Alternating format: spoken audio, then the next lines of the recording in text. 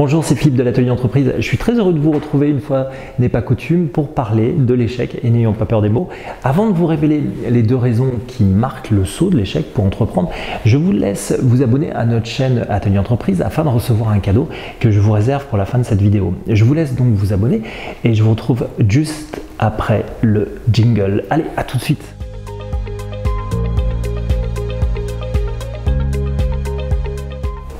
Alors, on parle toujours de réussite, mais aujourd'hui nous allons évoquer les deux raisons qui font échouer quelquefois les entrepreneurs. Nous en parlons parfois lors de séances de coaching, lorsque nous nous retrouvons en groupe dans le parcours de l'entrepreneur, et c'est un fait conscient ou inconscient pour ceux qui entreprennent. Nous avons deux diablotins, ou deux actions ou inactions qui nous font échouer, que j'aimerais justement partager avec vous.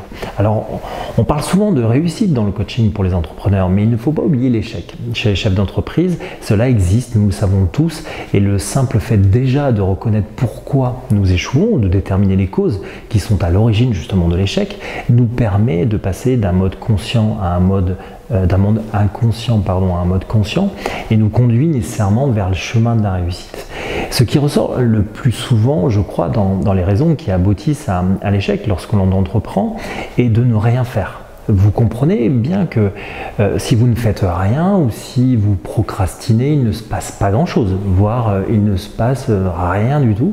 Et c'est bien une réalité que vous connaissez. Et je ne vous apprends rien, je crois, en vous disant cela. Tout du moins, je vous fais peut-être prendre conscience de cette évidence. Alors, ce qui est le plus intéressant, c'est de savoir justement pourquoi les gens ne font rien à des moments précis. La première raison est le manque de courage. Face à une situation donnée, et pour toutes les raisons du monde, c'est parfois le courage qui nous manque pour passer justement à l'action. Ils savent ce qu'il faut faire, ou on sait ce que nous devons faire, ou ce qu'il faudrait faire, mais ce n'est pas parce que nous savons que nous passons à l'action. Et pour vous donner un exemple, imaginons un entrepreneur qui embauche un collaborateur avec une fonction commerciale. Donc son job au commercial, c'est de vendre. C'est un gars super sympa, c'est presque un pote, mais il ne vend pas suffisamment, il n'est pas rentable du tout, et ce malgré toutes les actions possibles que vous avez pu mettre en place pour justement changer les choses. Alors, on sait ce qu'il faut faire pour le bien de l'entreprise, se séparer de ce collaborateur. Mais ce n'est pas pour cela que nous allons prendre la décision immédiatement, parce que nous n'avons justement pas le courage. C'est un pote, il est super sympa, c'est compliqué. Et on va le faire, mais peut-être plus tard, ou tout du moins, c'est pas la priorité du moment, on le fera peut-être demain, et pendant ce temps, le chrono tourne, les jours passent, et puis on perd du temps, et on se cherche des excuses, on trouve des excuses, voire tout du moins, on a de moins en moins envie de le faire, c'est compliqué, et quelquefois, c'est plus facile de se convaincre que les priorités sont ailleurs, ou de considérer que les choses peuvent changer, tout simplement, que cela n'est pas aussi simple qu'il n'en paraît, et pourtant, les chiffres parlent d'eux-mêmes, les mois passent, le chiffre d'affaires ne rentre pas pour ce commercial. La deuxième raison est pour les entrepreneurs de considérer que ce n'est pas possible.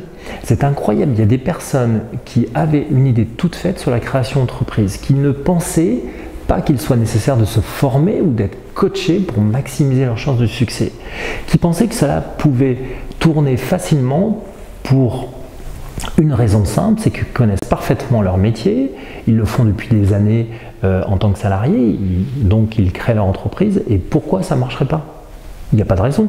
Et le plus souvent, par hasard ou impulsion, ils se retrouvent justement dans un programme de formation et se disent « mais punaise, j'imaginais pas qu'entreprendre c'était cela, je n'imaginais pas combien cela pouvait m'apporter et les bienfaits que cela apporte tout simplement d'être en mesure d'être accompagné, de se donner justement toutes les chances de son côté pour réussir. » Et le fait de se retrouver avec d'autres entrepreneurs qui vivent justement la même aventure entrepreneuriale et qui réussissent en appliquant des conseils, une méthode abordée et qui sont en fin de compte des personnes tout à fait normales, font réfléchir justement les intéressés.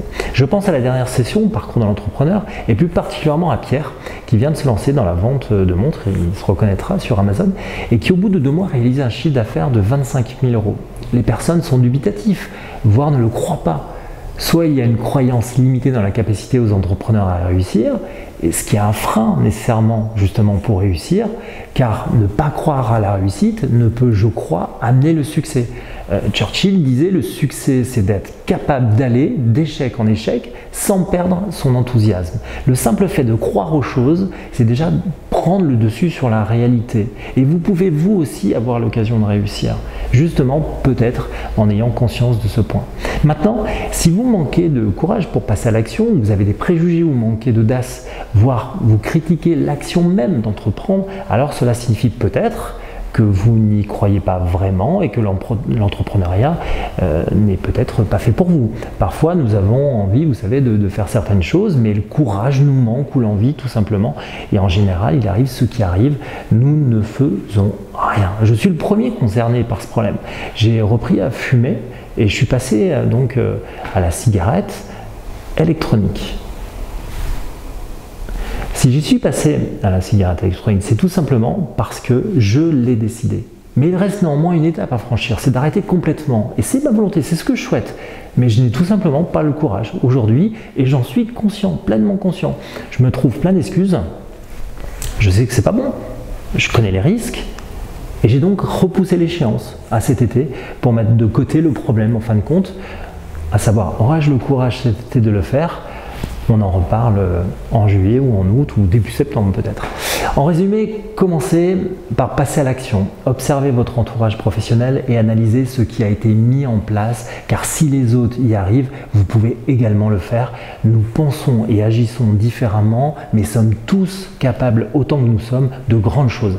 La première, vous l'aurez compris, c'est vraiment de favoriser le passage à l'action. Puisque l'on parle d'action, je vous avais promis en ce début de vidéo un cadeau et vous pouvez tout simplement y accéder en cliquant juste en dessous. Il s'agit d'une série de vidéos offertes sur l'entrepreneuriat. Si vous avez aimé cette vidéo, merci de mettre un pouce vers le haut. Cela nous permet d'orienter les choix des thématiques à aborder sur l'atelier entreprise et n'hésitez pas à la partager à vos amis sur les réseaux sociaux. On se retrouve très prochainement pour une nouvelle thématique, un nouveau sujet par vidéo. Merci de votre écoute. Bye bye à tous.